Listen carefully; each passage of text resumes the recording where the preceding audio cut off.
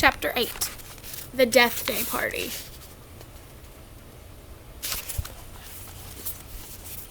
October arrived, spreading a damp chill over the grounds and into the castle. Madame Pomfrey, the nurse, was kept busy by a sudden spate of colds among the staff and students. Her pepper-up potion worked instantly, though it left the drinkers smoking at the ears for several hours afterwards. Ginny Weasley, who had been looking pale, was bullied into taking some by Percy. The steam poured from under her vivid hair gave the impression that her whole head was on fire. Raindrops the size of bullets thundered on the castle windows for days on end. The lake rose, the flower beds turned into muddy streams, and Hagrid's pumpkins swelled to the size of garden sheds. Oliver Wood's enthusiasm for regular training sessions, however, was not dampened, which was why Harry was to be found late one stormy Saturday afternoon, a few days before Halloween, returning to Gryffindor Tower drenched to the skin and splattered with mud. Even aside from the rain and wind, it hadn't been a happy practice session. Fred and George, who had been spying on the Slytherin team, had seen for themselves the speed of those new Nimbus 2001s. They reported that the Slytherin team was no more than 7 greenish blurs shooting through the air like missiles. As Harry squelched along the deserted corridor, he came along someone who looked just as preoccupied as he was. Nearly Headless Nick, the ghost of Gryffindor Tower, was staring morosely out of a window, muttering under his breath, "Don't fulfill their requirements, half an inch, if that." "Hello, Nick," said Harry. Hello, said Nearly Headless Nick, starting and looking around. He wore a dashing plumed hat on his long curly hair, and a tunic with a ruff, which concealed the fact that his neck was almost completely severed. He was pale as smoke, and Harry could see right through him in the dark sky, and torrential rain outside. "You look troubled, young Potter," said Nick, folding a transparent letter as he spoke and tucking it under his doublet. "So do you," said Harry. "Ah," Nearly Headless Nick waved an elegant hand. "A matter of no importance. It's not as though I really wanted to join, though I'd apply, but apparently I don't fulfill requirements." In spite of his airy tone, there was a look of great bitterness on his face. "But you would think, wouldn't you," he erupted suddenly, pulling the letter back out of his pocket, "that getting hit 45 times in the neck with a blunt axe would qualify you to join the Headless Hunt?"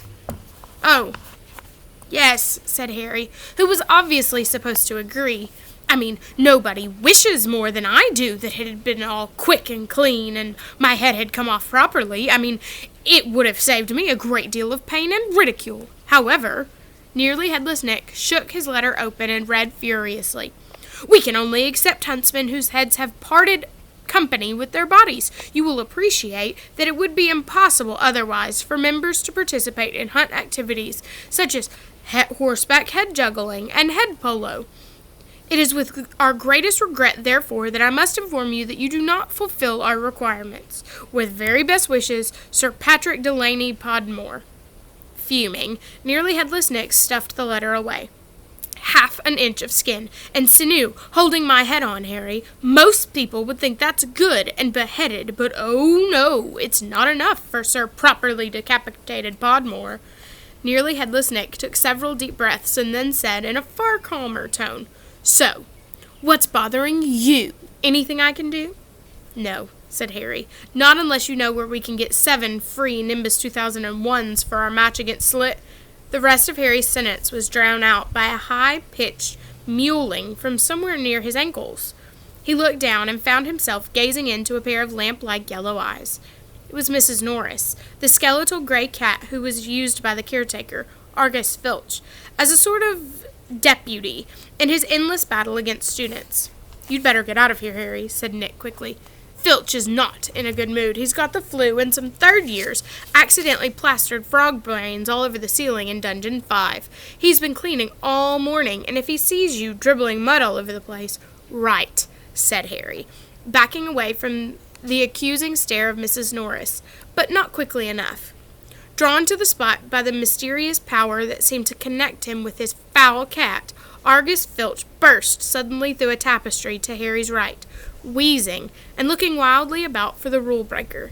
There was a thick tartan scarf bound around his neck, and his nose was unusually purple.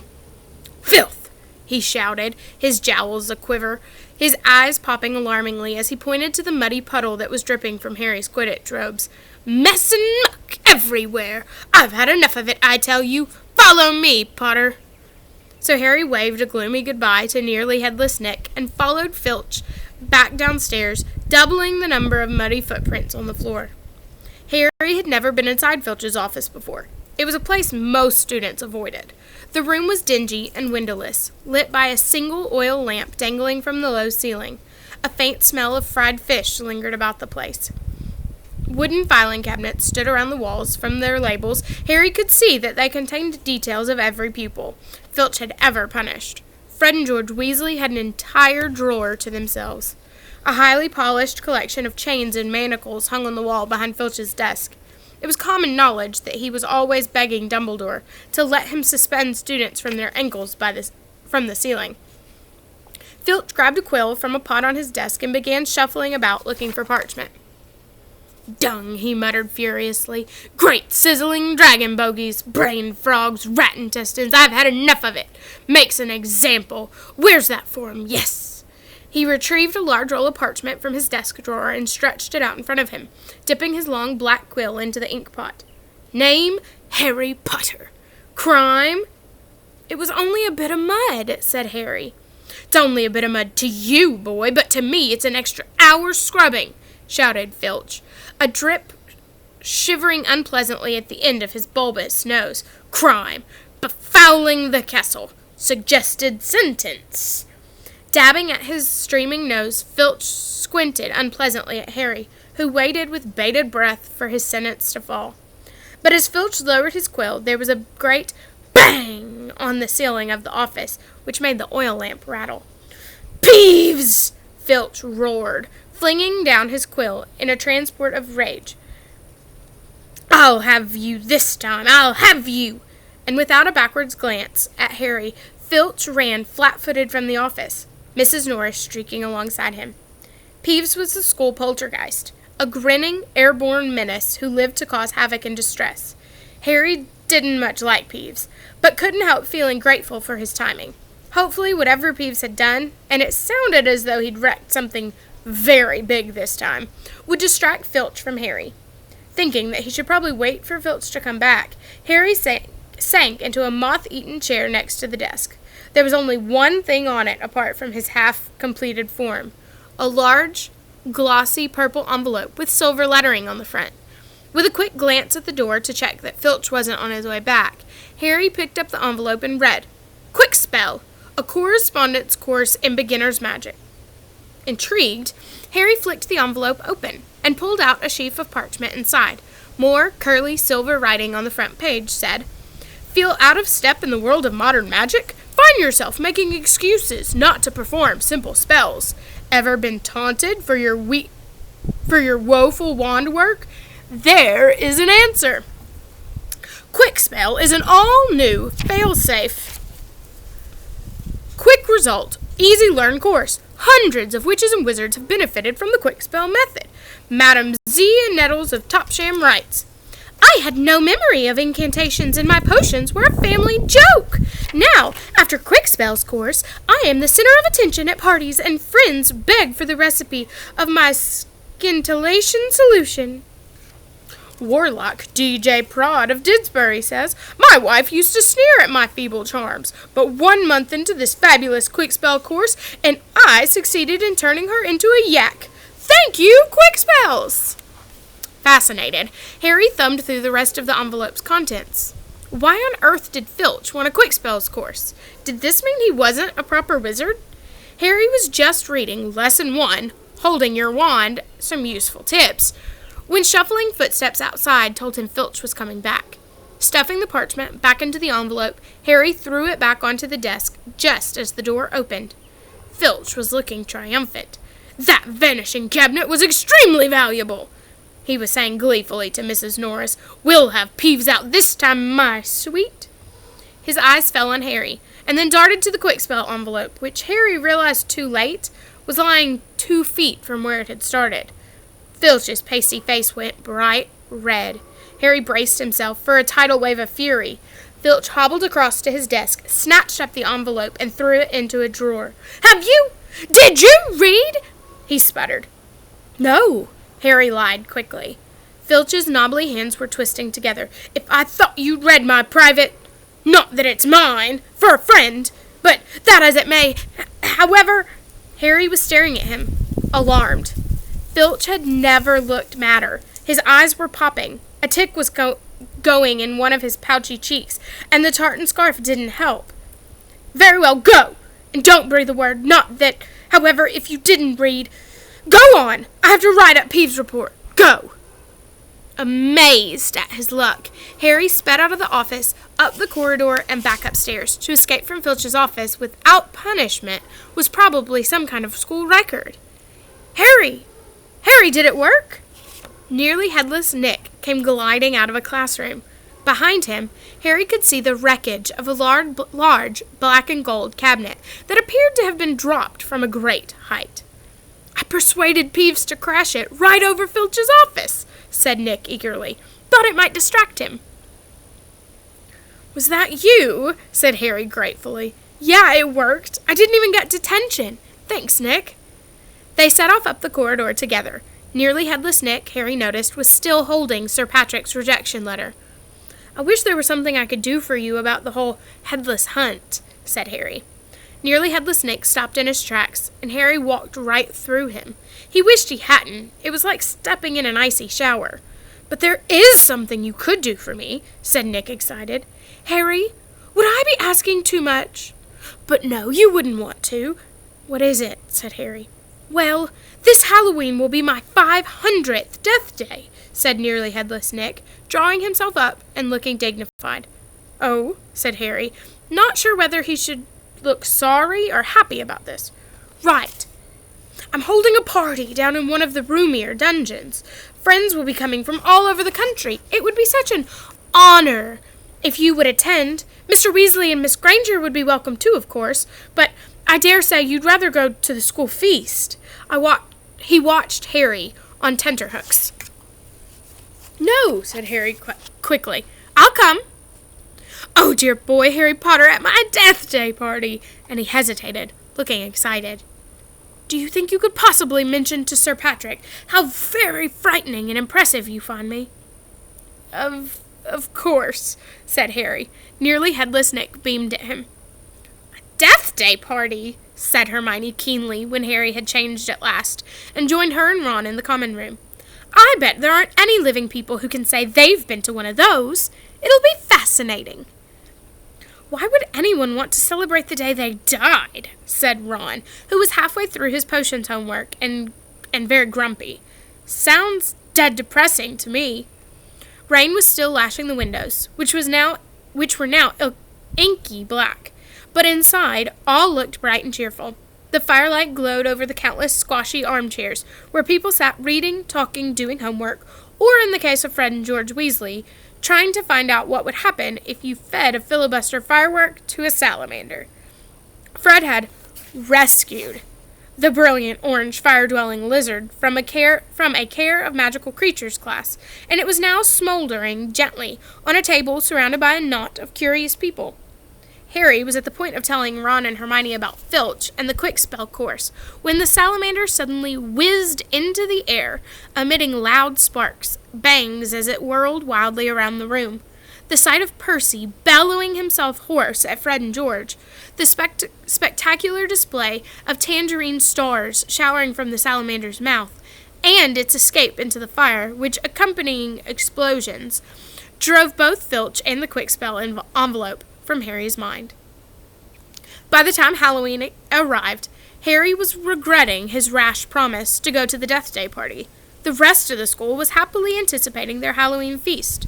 The great hall had been decorated with the usual live bats. Hagrid's vast pumpkins had been carved into lanterns large enough for 3 men to sit in, and there were rumors that Dumbledore had booked a troupe of dancing skeletons for the entertainment. A promise is a promise, said Hermione, reminding Harry bossily, You said you'd go to the Deathday Party." So, at 7 o'clock, Harry, Ron, and Hermione walked straight past the doorway to the packed great hall, which was glittering invitingly with gold plates and candles, and directed their steps instead towards the dungeons. The passageway leading to Nearly Headless Nick's party had been lined with candles too, though the effect was far less cheerful. There were long, thin, jet-black tapers, all burning bright blue, casting a dim, ghostly light even over their own living faces. The temperature dropped with every step they took. As Harry shivered and drew his robes tightly around him, he heard what sounded like 1,000 fingernails scraping an enormous blackboard. "Is that supposed to be music?" Ron whispered. They turned a corner and saw Nearly Headless Nick standing in a doorway, hung with black velvet drapes. "My dear friends," he said mournfully, "welcome, welcome, so pleased you could come." He swept off his plumed hat and bowed them inside. It was an incredible sight. The dungeon was full of hundreds of pearly white translucent people, mostly drifting around a crowded dance floor, waltzing to the dreadful, quavering sound of 30 musical saws played by an orchestra on a raised black draped platform. A chandelier overhead blazed midnight blue with 1,000 more black candles. Their breath rose in a mist before them. It was like stepping into a freezer. "Shall we have a look around?" Harry suggested, wanting to warm up his feet. "Careful not to walk through anyone," said Ron nervously, and they set off around the edge of the dance floor. They passed a group of gloomy nuns, a ragged man wearing chains, and the fat friar, a cheerful Hufflepuff ghost who was talking to a knight with an arrow sticking out of his forehead. Harry wasn't surprised to see that the Bloody Baron, a gaunt, staring Slytherin ghost covered in silver bloodstains, had been given a wide berth by the other ghosts. "Oh, no," said Hermione, stopping abruptly. "Turn back! Turn back! I don't want to talk to Moaning Myrtle." "Who?" said Harry, as they backtracked quickly. "She haunts one of the toilets in the girls' bathroom on the first floor," said Hermione. "She haunts a toilet?" "Yes, and it's been out of order all year because she keeps having tantrums and flooding the place. I never went in there anyways if I could avoid it. It's awful trying to have a pee with her wailing at you." "Look, food," said Ron. On the other side of the dungeon was a long table, also covered in black velvet. They approached it eagerly, but the next moment had stopped in their tracks, horrified. The smell was quite disgusting. Large, rotten fish were laid on handsome silver platters. Cake burned charcoal black was heaved on salvers, which was a great maggoty haggis, a slab of cheese covered in furry green mold, and in pride of place an enormous gray cake in the shape of a tombstone, with tar-like icing forming the words, "Sir Nicholas de Mimsey Porpington, died 31st October, 1492. Harry watched, amused, as a portly ghost approached the table, crouched low, and walked through it, his mouth held wide so that it passed through one of the stinking salmon. "Can you taste it if you walk through it?" Harry asked him. "Almost," said the ghost sadly, and he drifted away. "I expect they've let it rot to give it the strongest flavor," said Hermione knowledgeably, pinching her nose and leaning closer to look at the putrid haggis. "Can we move? I feel sick," said Ron. They'd barely turned around, however, when a little man swooped suddenly from under the table and came to a halt in mid-air before them. "Hello, Peeves," said Harry curiously. Unlike the ghosts around them, Peeves the poltergeist was the very reverse of pale and transparent. He was wearing a bright orange party hat, a revolving bow tie, and a broad grin on his wide, wicked face. "Nibbles?" he said sweetly, offering them a bowl of peanuts covered in fungus. "No, thank you," said Hermione. "Heard you talking about poor Myrtle," said Peeves, his eyes dancing. "Rude you was about poor Myrtle." He took a deep breath and bellowed, "Oi! Myrtle!" "Oh, no, Peeves, don't tell her what I said. She'll be really upset." Hermione whispered frantically. I didn't mean it. I don't mind her. Hello, Myrtle. The squat ghost of a girl had glided over. She had the glummest face Harry had ever seen, half hidden behind lank hair and thick, pearly spectacles. What? She said sulkily. How are you, Myrtle? Said Hermione in a falsely bright voice. It's nice to see you out of the toilet. Myrtle sniffed. Miss Granger was just talking about you, said Peeves shyly in Myrtle's ear. Just saying how nice you look tonight, said Hermione, glaring at Peeves. Myrtle eyed Hermione suspiciously. You're making fun of me, she said, silver tears welling rapidly in her small, see-through eyes. No, honestly, didn't I say how nice Myrtle looked? Said Hermione, nudging Harry and Ron painfully in the ribs. Oh, yeah, she did. Don't lie to me, Myrtle gasped, tears now flooding down her face, while Peeves chuckled happily over her shoulder. Do you think I don't know what people call me behind my back? Fat Myrtle, ugly Myrtle, miserable, moaning, moping Myrtle. You've forgotten Pimply, Peeves hissed in her ear.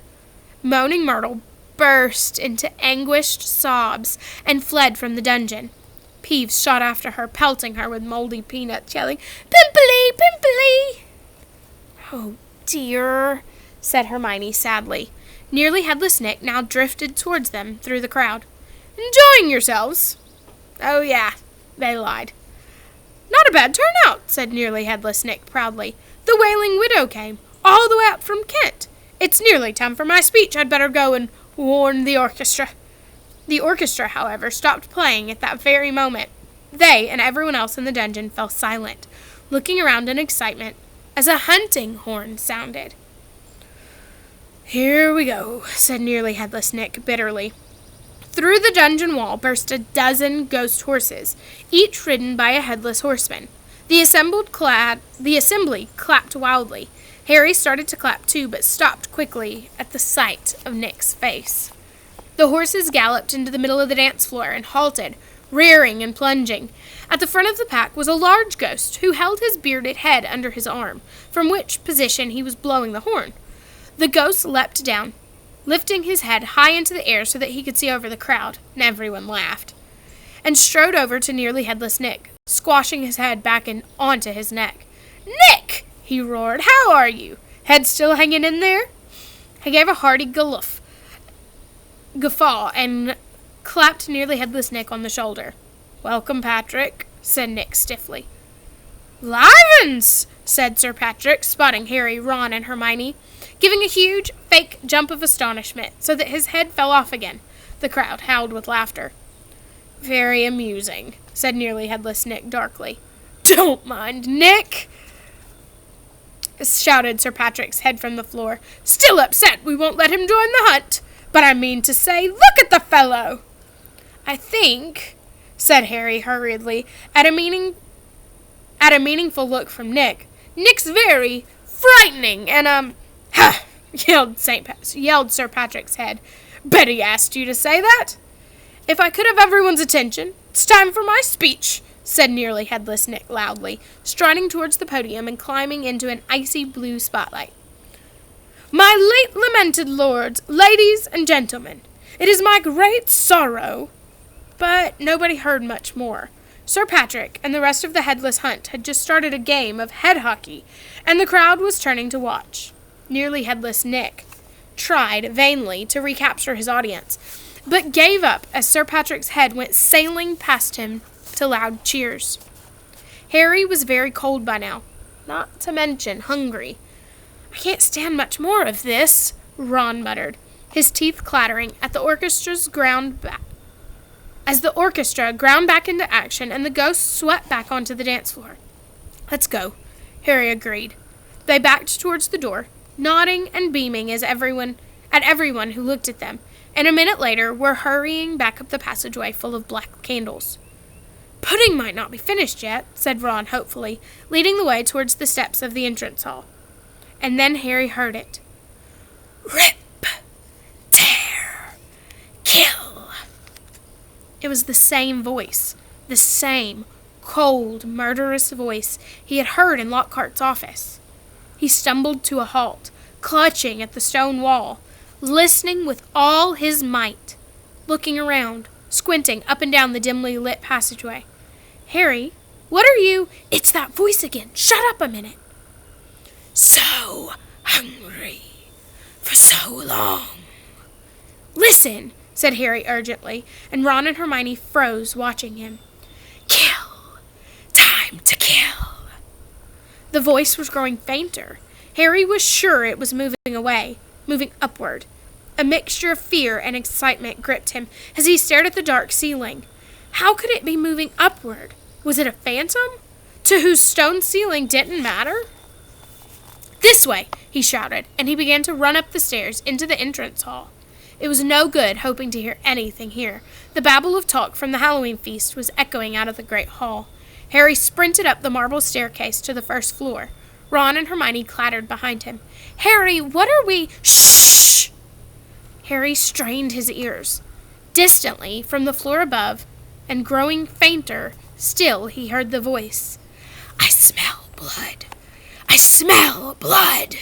His stomach lurched. "It's going to kill someone," he shouted, and ignoring Ron and Hermione's bewildered faces, he ran up the next flight of steps, 3 at a time, trying to listen over the pounding footsteps. Harry hurtled around the whole of the second floor. Ron and Hermione panted behind him, not stopping until they turned a corner onto the last deserted passageway.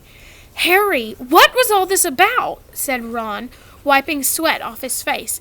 "I couldn't hear anything." But Hermione gave a sudden gasp, pointing down the corridor. "Look!" Something was shining on the wall ahead. They approached, slowly squinting through the darkness. Foot-high words had been daubed on the wall between 2 windows, shimmering in the light cast by the flaming torches. "The Chamber of Secrets has been opened. Enemies of the air, beware." "What's that thing hanging underneath?" said Ron, a slight quiver in his voice. As they edged nearer, Harry almost slipped. There was a large puddle of water on the floor. Ron and Hermione grabbed him, and they inched towards the message, eyes fixed on the dark shadow beneath it. All 3 of them realized what it was at once, and leapt backwards with a splash. Mrs. Norris, the caretaker's cat, was hanging by her tail from the torch bracket. She was stiff as a board, her eyes wide and staring. For a few seconds, they didn't move. Then Ron said, "Let's get out of here." "Shouldn't we try and help?" Harry began awkwardly. "Trust me," said Ron. "We don't want to be found here." But it was too late. A rumble, as though of distant thunder, told them that the feast had just ended. From either end of the corridor where they stood came the sound of hundreds of feet climbing the stairs, and the loud, happy talk of well-fed people. Next moment, students were crashing into the passage from both ends. The chatter, the bustle, the noise died suddenly as the people in front spotted the hanging cat. Harry, Ron, and Hermione stood alone in the middle of the corridor as silence fell among the mass of students pressing forward to see the grisly sight. Then, someone shouted through the quiet, "Enemies of the air, beware! You'll be next, mudbloods!" It was Draco Malfoy. He had pushed to the front of the crowd, his cold eyes alive, his usual bloodless face flushed as he grinned at the sight of the hanging, immobile cat.